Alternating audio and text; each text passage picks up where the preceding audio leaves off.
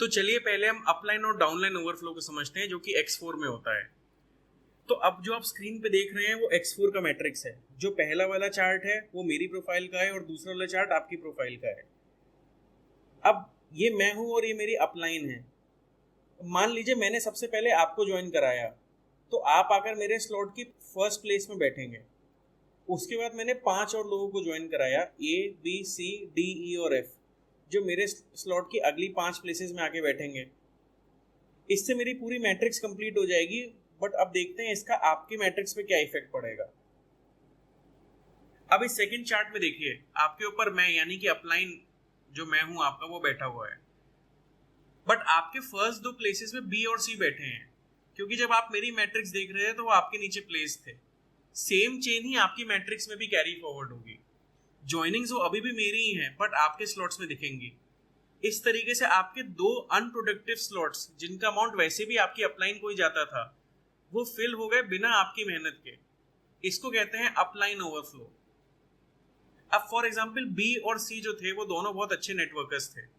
B ने आते ही B1 और B2 को ज्वाइन करा दिया और सी ने आते ही C1 और C2 को ज्वाइन करा दिया। तो B1 B2 C1 C2 ये दोनों रहेंगी B और C की डाउनलाइंस ही।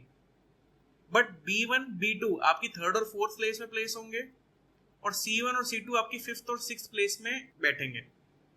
अब क्योंकि X4 में तीसरी, चौथी और पांचवी ज्वाइनिंग से पैसा आपके पास आता है, तो B1 B2 और C1 का पैसा आप ही के पास आएगा। यानी जबकि आपने उनकी ज्वाइनिंग भी नहीं कराई, तो इन तीनों स्लॉट से आपके पास 0.075 इथेरियम आ जाएगा, यानी कि लगभग 2250 रुपए आ जाएंगे।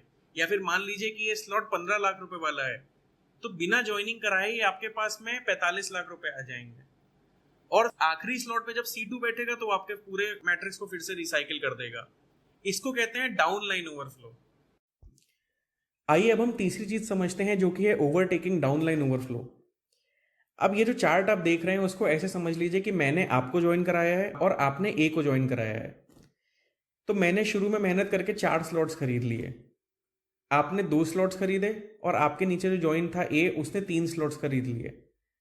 अब A के पहले स्लॉट की इनकम आपको आएगी, दूसरे स्लॉट की भी इनकम आपको आएगी, बट जब वो आपको तीसरे स्लॉट की इनकम देने आएगा तब आपने तीसरा स्लॉट तो खरीदा ही नहीं हुआ है, तो इनकम बाउंस हो जाएगी और इनकम बाउंस होके मेरे पास आएगी। तो ये हो गई आपके लिए मिस्ड इनकम और मेरे लिए हो गई सरप्राइज इनकम। ये इनकम तब तक बाउंस होती रहेगी जब A के बराबर स्लॉट्स खरीदने वाला उसको कोई अपलाइन नहीं मिल जाता।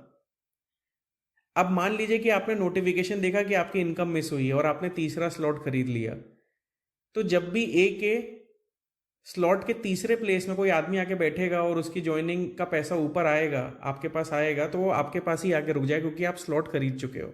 अब वो पैसा बाउंस नहीं होगा। इसका पर्पज एक ये भी है कि हम हमेशा अपनी डाउनलाइन के बराबर या फिर उससे एक स्लॉट एक्स्ट्रा परचेज करके रखें, ताकि हमारी इनकम मिस ना हो।